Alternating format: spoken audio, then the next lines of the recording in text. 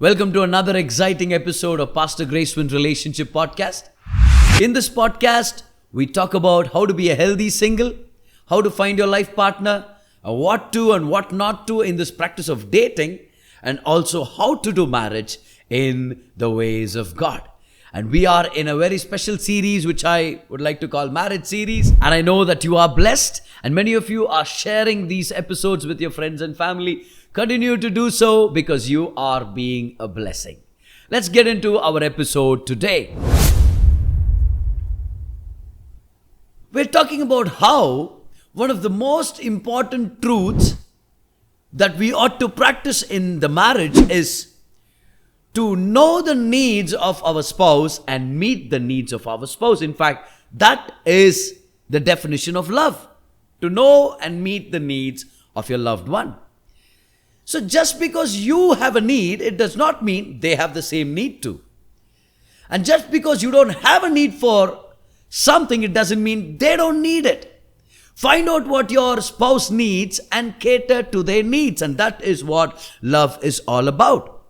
For the last few weeks, we've been discussing about the various pairs of needs that help us understand this relationship.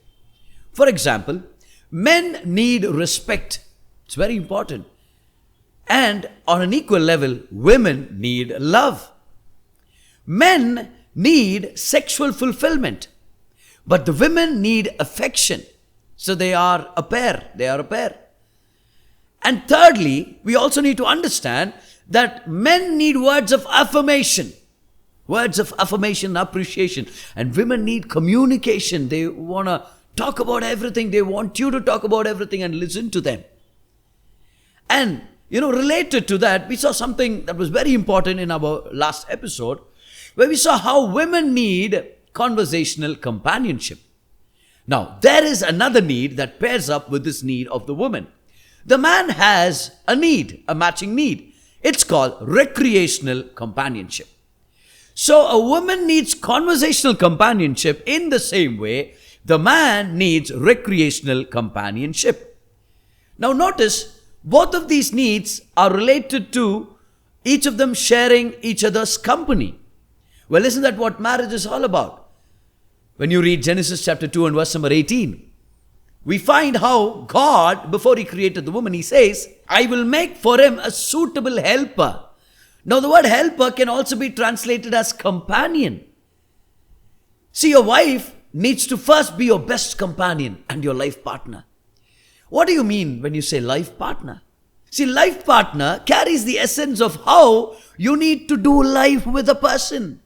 They are your partner for life in everything you do together. So number one, they need to be your best friend. You need to be their best friend. If you can say that your wife is your best friend, then your marriage is a healthy one. It's a good sign of health in your marriage. And you as a wife, if you can say that your husband is your best friend and that you can talk to him about anything, any time of the day, well, you have a very healthy marriage going on. Because companionship is all about doing life together. And one of the most important things about companionship is this. The woman needs a conversational companion and a man needs recreational companionship. Oh, how I wish to plant in the minds of women how important recreation is in the life of the man is, and how important a man's need for a recreational companionship is. Yes, it's so important, you see. Nothing blesses a man more than when a woman is involved in his recreation. Now, what do you mean by recreation? Recreation is an activity of leisure or a set of activities which bring fun, which bring joy to our hearts. It is something that we do for pastime and something that we do for leisure. See, it's an essential element of human biology and psychology. So recreational activities are often done for pleasure, for enjoyment, for amusement, and they are considered to be fun. Certain activities like games and sports, certain hobbies like cycling or swimming, trekking, hiking and various many activities you can think of. These activities that bring leisure and entertainment to the heart of man. Also playing music, composing music, writing programs. And these are things that the man needs when watching movies, right? Going to ball games, going to cricket matches and football matches, inviting friends over and watching an IPL match. And all of these things are essential for a man's health. Now, we are definitely not for childish activities, or we're definitely not recommending that a man need not go to work and he just sit at home and keep watching ball games all the day, play video games and go out and play softball or cricket ball. No, definitely we don't recommend that. But a man who is hardworking, who's efficient, who is responsible for his family, he has a career, but then he comes back home and he wants to watch a ball game. It's all right. It's all right if he wants to go out with his friends on a weekend to play cricket. It's all right. Make the time also to be a recreational partner or a companion to this man that you've married. I'm talking to wives specifically. Why is this important to a man? See, God created the male as the first of all the human beings, the first one to be created. And he also made him the leader. Him being the first and the leader has a natural thirst and a hunger to win in life. See, competitiveness is ingrained in his makeup, in the entire design of who he is. He wants to win games. He wants to be part of something that's winning, something that's on top. He wants to be first. He wants to be the leader. So therefore, he has a desire to win over competition in a sports event or to master a particular area of interest or expertise. He wants to become an expert at something. He wants to be the top. You see, this territorial nature is what leads to his need for recreational companionship.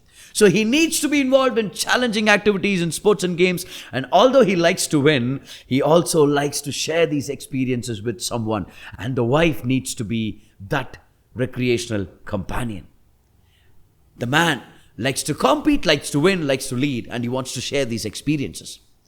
It's a very important part of his entire makeup. Dr. David Pawson shares in one of his messages how one reason that the percentage of good studying boys is declining is because we no longer have the ranking system, which actually brought competitiveness into the education system, and boys wanted to perform well, But nowadays we go with grades, and I'm not saying that we should change all of that, but you see that motivation to win is somewhere missing when it comes to boys studying and getting good marks. It's important to a man. And when a woman participates in whatever a man does, like playing cricket or playing tennis or watching a movie or watching sports or visiting historical landmarks, playing an instrument or designing a program or anything that makes him happy at his leisure, you see, that blesses the man. And when that blesses the man's heart, he opens up about it and starts sharing his experience. And when it blesses his heart, he opens up and he starts sharing the experience with the wife. And guess what happens? There's a mutual benefit. Why? Because the wife who has a need for conversational companionship is now met.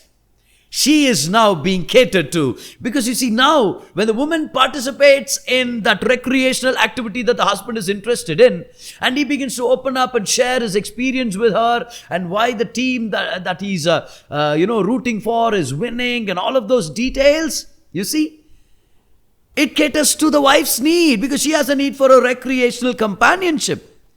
So these related needs, this pair of needs, acts as a natural bridge of communication between the male and the female, between the husband and the wife. So a woman can create opportunities for conversational companionship by developing an interest in the husband's activities and his hobbies. It is true, it is real that you as a wife has a very genuine need for conversational companionship, yes, but you can create an opportunity for that need to be met. If you will participate in your husband's interests, entertainment activities, recreational activities, and hobbies. For example, your husband is in the middle of watching a ball game and you're frustrated, you're looking at the watch, you're saying, it's been 2 hours, he's into that match and that only, and when is he ever going to become a good husband? And all of those ideas come into your mind. You're tempted to get into the room and say, living room and say, shut that thing off, shut the TV off, I'm tired of all of this. But I implore you, dear sister, don't do that to your husband. Instead of condemning him for watching the game, why don't you say, Let me watch the game with you, and you explain to me the bits and pieces of the game, and I'll try to get as much as information as possible about the game, and I want to participate in this enjoying activity that you are doing. That blesses his heart.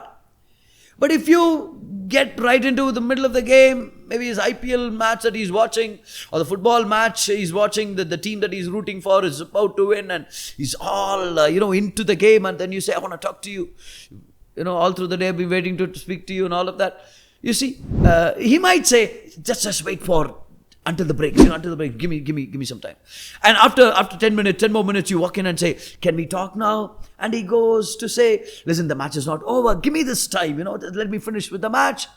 See, it's tempting to get frustrated and get angry, get mad at this guy, But it's better to sit down and say, let me watch this game with you. Once the game is over, we'll talk. Now, I understand if it's a very urgent issue that needs to be dealt with, needs to be handled. Yes, a mature man will shut the TV off, put it on pause, mute the volume, look at the wife and say, what is it? What's happening? What can I do as a husband and as a leader of the home? Yes, it is mature.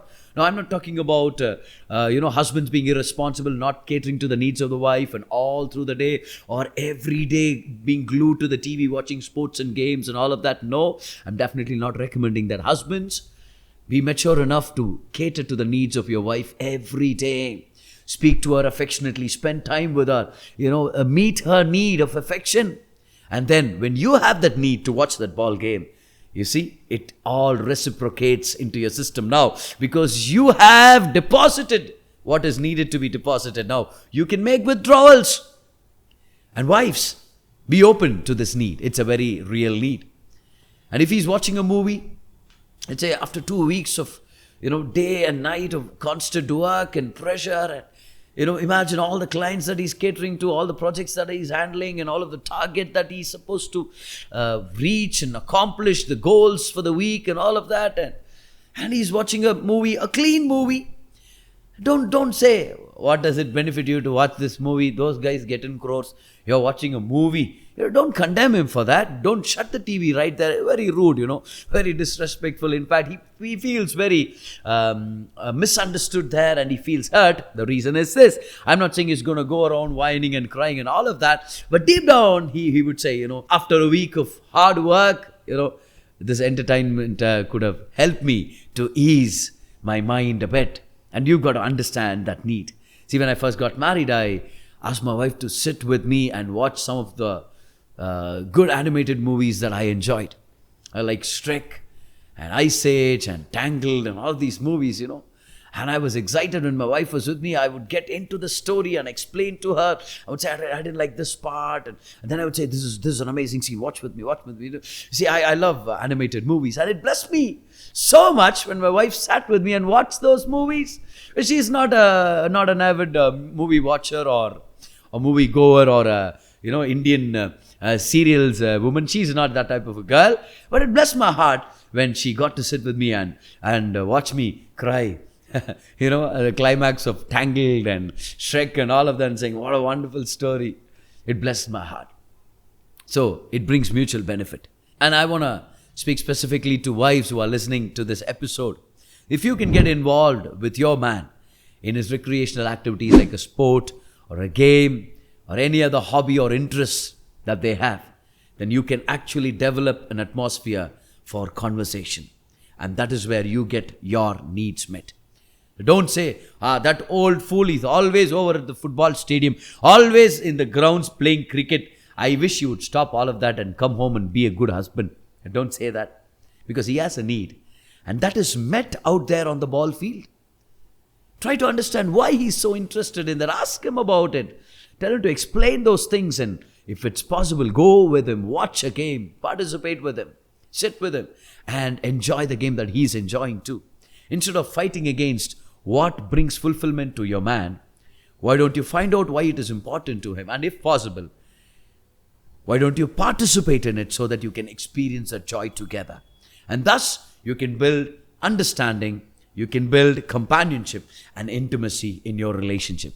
When you do that, when both of your needs are met, your marriage will be healthy, your marriage will be flourishing. And instead of saying, let's adjust to each other, you both will start enjoying each other's company. And where there is companionship established, there is a good premise for a healthy, happy marriage. I know you're being blessed. Share this with your friends, your family, your relatives, your enemies, whoever you want to share it with. Let them be blessed as well.